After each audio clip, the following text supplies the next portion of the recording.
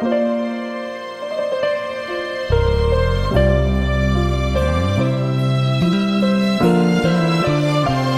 pessoal, como é que vocês estão? A paz do Senhor Jesus esteja sobre a vida de vocês. Pastor Raul aqui para mais um episódio do Fé em Ação. Será maravilhoso esse episódio porque nós vamos falar sobre a fé em ação no âmbito familiar e especificamente vamos falar do homem, do marido. E eu trouxe uma entrevistada maravilhosa, a mulher mais linda que eu conheço, o sorriso mais lindo, e também minha filha veio hoje. Veio junto com a gente, mas a minha esposa está aqui porque nada é melhor ou ninguém melhor para falar a respeito disso do que minha esposa, né? Se é para falar, já fala na cara a respeito de como um marido deve se portar na sua casa, como ele deve se posicionar como um homem. E nós vamos passear na palavra. Eu gostaria de ler um texto para introduzir a nossa conversa. Se apresenta, amor, antes de eu ler o texto. Sim, muito obrigada pelo convite. Eu sou a Emily, então, e vamos dar sequência para esse episódio maravilhoso. Amém. Nós vamos falar a respeito do homem, né? Do marido. E Efésios 5, versículo 25, vai falar assim: maridos, está falando para os homens. Ame cada um a sua mulher, assim como Cristo amou a igreja e entregou-se por ela, para santificá-la, tendo-a purificado pelo lavar da água mediante a palavra, e apresentá-la a si mesmo como igreja gloriosa, sem mancha, sem ruga, nem ruga ou coisa semelhante, mas santa e inculpável. E a pergunta que eu quero fazer para introduzir, vamos comentar um pouco sobre o texto, começando no amor, é como um marido deve se portar no âmbito familiar, na paternidade, na provisão, enfim, nas questões de família, né? Familiar. Sim. Quando a gente lê Efésios ali nesses mesmos versículos, ali é o norte para todo o papel desempenhado pelo homem. Porque quando a gente entende que o homem ele deve amar a mulher como Cristo amou a igreja, a gente precisa olhar sempre para Jesus, né? Qual foi o estilo de vida que Jesus teve e o tipo de relacionamento que Jesus desejou ter com a igreja. E foi um relacionamento muito sacrificial, né? Tanto que Jesus entregou a sua vida pela sua esposa, pela noiva, né? Que está preparando o lugar, inclusive, para vir buscá-la. E o que eu entendo disso é que o homem ele precisa ser completamente o caráter de Cristo. E isso não é algo pronto. A pessoa passa pelo processo da conversão e está pronto. Muito pelo contrário. Todos os dias, buscar através do relacionamento com Jesus, se parecer cada vez mais com ele, né? Adquirindo as feições do seu caráter, enfim, através da intimidade dos direcionamentos que Deus vai dar para o lar, enfim. E esse é o grande propósito do homem, o propósito inicial, se parecer com Jesus. Se isso não acontecer, todos os restos, né, as outras partes do que é o ser masculino no caso, ele vai acabar sofrendo decadência, né? A primeira coisa que o homem precisa sempre ter em mente é: eu preciso ser como Jesus e assim eu vou conseguir me sacrificar pela minha esposa. Porque o homem, na força do seu braço, ele pode tentar, né, com seus esforços, manter um relacionamento, manter uma casa, manter toda a dinâmica familiar, mas sem Deus e sem Jesus como centro, isso é impossível. Que lindo, amor. É tão bom te ouvir você falar isso, porque eu tenho agora que dar uma agilizada aí no meu ser espiritual. Mas isso é loucura, porque a gente vê que uma masculinidade frágil tem se desenvolvido o feminismo, né, o empoderamento feminino, e por conta disso tem também se desenvolvido uma masculinidade frágil. Sim. Que são homens que não são homens. E semana passada, inclusive, eu tive uma reunião com uma mulher, ela é empreendedora, né? E ela teve um problema no relacionamento dela, que o marido dela era viciado em jogos, em pôquer especificamente. E ele começou a ir nos jogos, né, presenciais, e depois migrou para o online. Então ele parou, aí teve um término no relacionamento, porque ele não conseguia sair do jogo com 2 filhos, eles tinham 2 filhos, né? Um inclusive era bebê, ele não auxiliava em nada, porque era viciado no jogo, e aí ela descobriu uma dívida altíssima dele, né? 100 mil reais de dívida, no físico, e aí ele, para não perder o casamento, migrou pro online, e largou o jogo físico, né? Mas o online também demandava, ele não ia pra cama dormir, ficava no jogo, não auxiliava em nada, ficava no jogo. E aí a gente vê que os homens, muitos, né, falando especificamente desse, né, está abandonando o seu lar, a sua família, a sua esposa, os seus filhos, o que tem mais valor, o que realmente tem valor, por causa de vícios, e um vício pífio, né, que é um jogo. São coisas tão pífias que a gente tem visto nos últimos dias, homens que, por falta de posicionamento, né, por falta de ser homem, por ter essa masculinidade frágil, talvez por algum problema do passado, enfim, não importa o que nós estamos falando aqui é do homem atual que está dentro de um lar, né, o que ele fez ou deixou de fazer, talvez tenha um tratamento, tenha uma terapia que seria necessário procurar, mas estou falando de por falta de posicionamentos, né, e homens cristãos, que daqui a pouco, quantos casos, nosso, né, para quem não sabe, eu e minha esposa, nós somos pastores já há alguns anos, e a gente observa que até dentro das igrejas, né, em lugares de evidência, pessoas que têm evidência, agindo de forma agressiva com as mulheres, querendo diminuir as mulheres, ou assim, é sempre os excessos, né? Sempre os extremos. Ou o cara, ele quer ser machão demais, ou quer ser menino demais, né? E aí às vezes acaba tendo falta. Quando não tem equilíbrio, tem falta. E aí eu quis introduzir isso para entrar no que realmente é amor. Porque quando nós olhamos o que é amor, o que o homem tem que fazer, o que é amor de fato, o que a Bíblia fala sobre o amor do homem, né?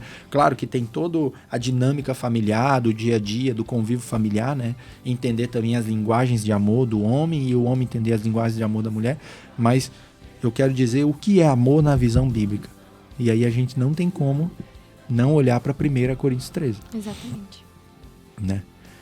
E eu gostaria de ler, inclusive, para você entender a dimensão disso. Porque, independente da classe denominacional, da igreja que você participa, a Bíblia é a Bíblia. Né? E é ela que rege os nossos relacionamentos familiares, a nossa vida em sociedade, a nossa vida como igreja. E aí começa assim, ó, ainda que eu fale a língua dos homens e dos anjos, se não tiver amor, serei como um sino que ressoa ou como um prato que retina. E aí, o primeiro versículo ele já dá um boom, porque ele fala assim, ó, ainda que eu fale a língua dos homens, então eu falo aquilo que os homens gostam de ouvir. Na sociedade eu sou bem visto. Ou eu fale a língua dos anjos, né, talvez na minha igreja local eu sou bem visto, né, porque eu falo a linguagem de todo mundo.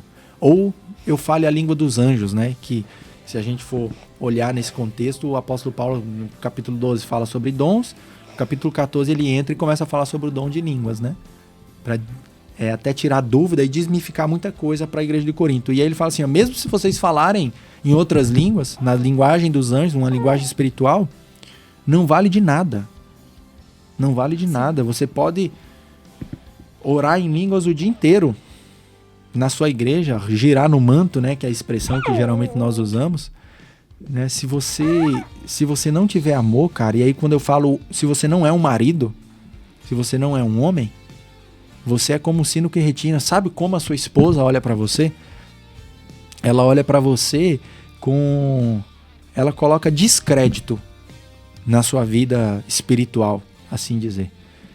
Você vive uma vida com descrédito, porque se a sua família, sua esposa, você como marido, os seus filhos, eles não aprovam o seu ministério, você ora muito bem em línguas, mas não tem um relacionamento familiar saudável, cara, de nada vale. Você pode talvez estar ouvindo uns gritinhos aí no fundo, a nossa filha, né, tá participando hoje do podcast. Filha, daí você fala, tá? Se a mãe não falar os problemas aí, você pode falar. Versículo 2.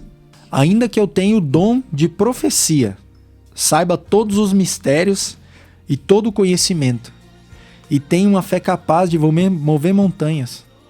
Se não tiver amor, cara, nada serei. E aí eu tô relacionando ao amor do marido com a sua esposa, de Efésios 5, que nós lemos antes. Eu tô relacionando a esse amor. Então você pode ser o cara do mistério. Você pode ser o cara da fé, de mover montanha, fazer e desfazer. Se você não tiver amor, vale de quê? Vale de quê? Se o seu amor não ser evidente em tudo que você faz, vale do quê? E trazendo pro âmbito familiar, né? Pro âmbito do marido. Sim. Quer comentar algo sobre isso? Então, eu acho maravilhoso porque quando a gente inicia a leitura da Bíblia e quando a gente conclui a leitura da Bíblia, né? Lá no livro de Apocalipse, a gente vê o quanto a questão da aliança é algo extremamente importante. Deus, ele inicia a humanidade com um casamento e se encerra, né, lá no livro de Apocalipse, com um casamento, que é Jesus e a igreja. Então, a gente vê que Jesus, ele leva os relacionamentos a sério, né? Então, como Jesus leva o relacionamento a sério, é extremamente importante que tanto o homem e a mulher, cada um entendendo o seu papel e também faça isso, né? Entenda quão sério é o propósito que Deus tem sobre a família. Porque se não houvesse propósito nenhum, Jesus teria tantos meios de vir ao mundo e ele escolheu nascer numa instituição familiar. Então é extremamente importante o homem entender o seu papel, entender o que é o amor, né? E a gente tá falando sobre isso agora, né? Sobre todas as esferas do amor, do que é de fato amor. E quando a mulher entende que está sendo amada, a mulher não tem problema nenhum em se sacrificar, né? Em se submeter, desculpa. Quando o homem se sacrifica, a mulher não tem problema em se submeter. Porque é um amor tão constrangedor, quando o homem ele ama a mulher como Cristo amou a igreja, é impossível não se constranger com esse amor. E por ser impossível não se constranger com esse amor, é difícil não se submeter. A gente se submete em amor. E a submissão, diferente daquilo que o feminismo e vários ismos colocam sobre as mulheres cristãs, sobre a visão, né, de mundo, não é um fardo pesado, não é um jugo pesado, muito pelo contrário.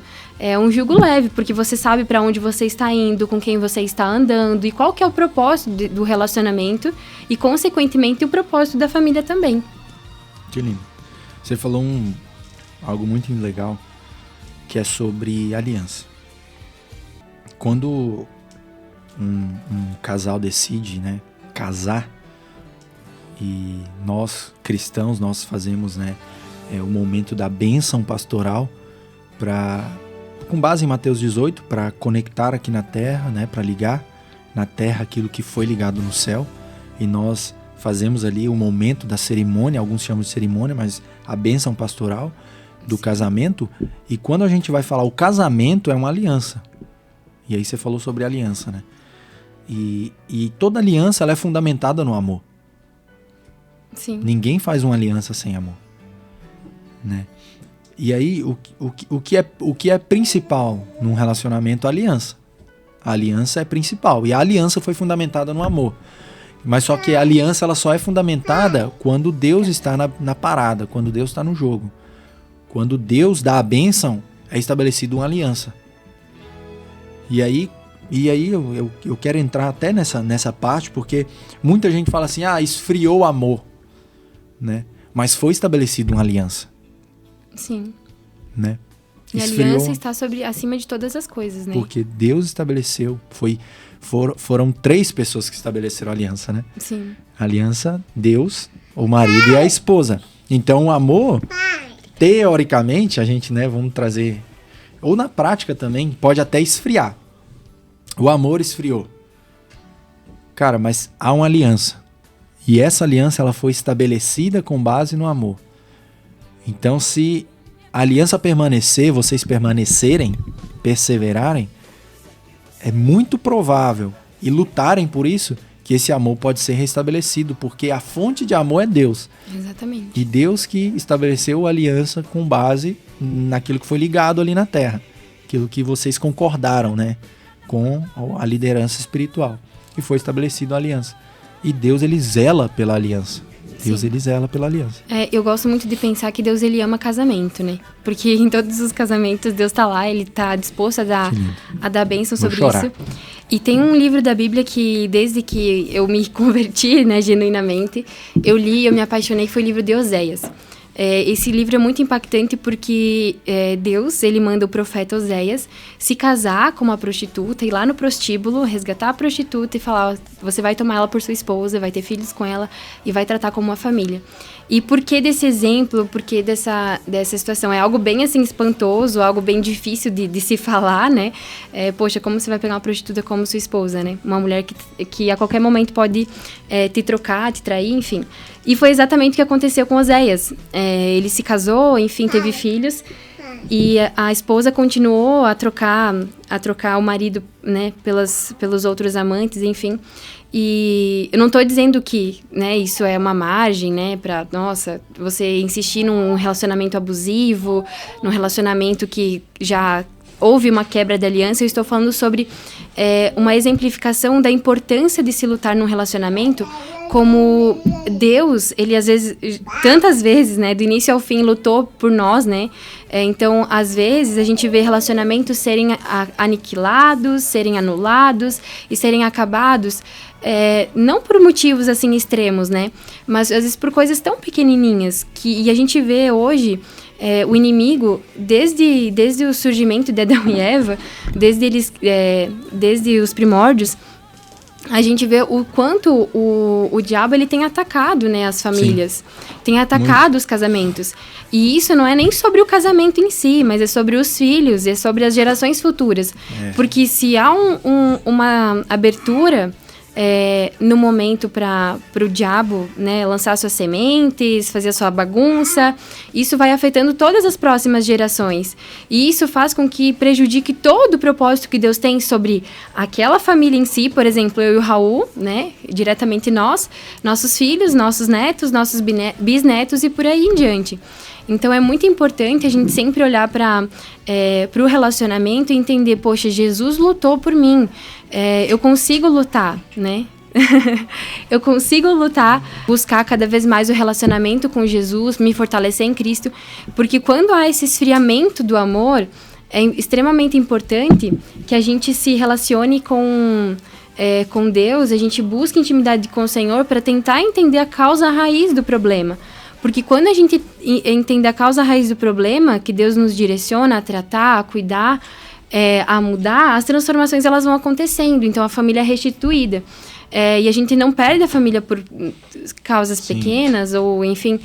Então, é muito importante a gente lutar, né? Glória a Deus. Até porque tem preciosas sementes em jogo, né? Como você disse. Nossa filha está aqui. Está sendo um terremoto aqui no estúdio. Mas é maravilhoso, gente. Eu sou muito feliz com a minha família, com a minha esposa, com a minha filha e com a que virá, né?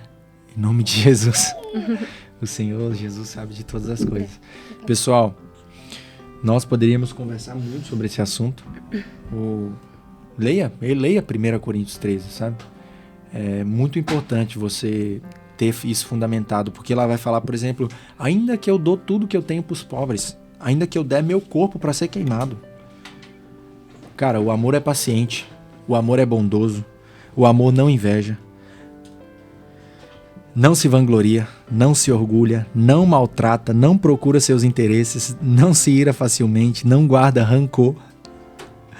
O amor não se alegra com a injustiça, mas se alegra com a verdade. Daí diz assim, ó, tudo sofre, tudo crê, tudo espera e tudo suporta. Uau, é isso, gente. Então nós temos que nos apoiar na palavra de Deus, não no nosso sentimentalismo, na nossa emoção, no que os outros estão dizendo. Não se aconselhe com pessoas que vai mandar você desistir, porque a desistência é o mais fácil a se fazer. Sim. É a opção mais fácil. Desistir é mais fácil. Agora, permanecer é difícil. Nós estamos casados, vai fazer 8 anos. Uhum. Sim. E nós tivemos muita treta no nosso casamento. Muita treta, muito problema. E em 2020, nós estávamos quase no término do nosso relacionamento, né? No final do ano de 2020. E foi lindo porque no Acampa Dentro nós tivemos Não acampa dentro, não. Nas primícias, né, na nossa igreja, nós tiramos os 3 primeiros dias do ano para orar e jejuar e buscar a Deus. E eu estava em jejum, orando, e Deus me deu uma visão. Eu, na sala da minha sogra, brincando com uma criança, uma bebê, e veio nítido que aquela bebê era minha filha. E depois de 3 anos, né, o ano passado, a nossa filha Alice nasceu, né? Então, tava tudo certo. Não aguento mais, né? Menino, criança, né? Imaturo. E aí Deus, ele vem e fala assim, não, você não vai fazer isso porque eu tenho algo para vocês no futuro. Uau! E aí eu anotei isso e eu permaneci na palavra. E isso se concretizou 3 anos depois. Entende? E claro, Deus restaurou o amor, restituiu nossa família, nossa aliança. Foi maravilhoso. Foi lindo. E nós estamos vivendo, irmãos. Vocês que estão nos acompanhando aí. Cada dia que passa, eu sempre falo isso, eu estou vivendo os melhores dias da minha vida. E eu tenho um chavão que eu sempre falo. Eu sempre estou melhor do que eu mereço. Permanece, persevera no seu relacionamento. Permanece, persevera. Porque Jesus, ele pode restaurar a sua família. E marido, ame a sua esposa. Ame como Cristo ama a igreja. Amém? E Deus tem muitas bênçãos, muitas coisas boas para derramar na sua família, na sua casa. Só um pouquinho. E você vai ver a mão de Deus e a graça de Deus sobre a sua casa e a sua família. Amor, quer falar mais alguma coisa? Alguma consideração? Acho que seria isso. Só agradecer mesmo por estar em família. Isso é lindo. Giba, Samara, Alan está nos gravando ali. Saúde. Muito obrigado pela oportunidade que vocês têm nos dado para poder gravar aqui na emissora, no grupo A Sua Voz. E que o Senhor Jesus abençoe vocês que estão nos vendo aí, nos ouvindo. E a fé em ação é prática. Nós falamos disso no primeiro episódio. É prática, é vida. E que você venha, em nome de Jesus, viver os melhores dias na sua casa, na sua família, na sua igreja. Mas coloque em ação a fé. Sabe? Ame a sua esposa. E você vai ver a sua esposa se submetendo. E submetendo a missão que Deus colocou no seu coração. Vai ser lindo. Amém? Amém. Obrigado. Eu que agradeço. Obrigado, Deus abençoe vocês. Até mais, até o próximo episódio.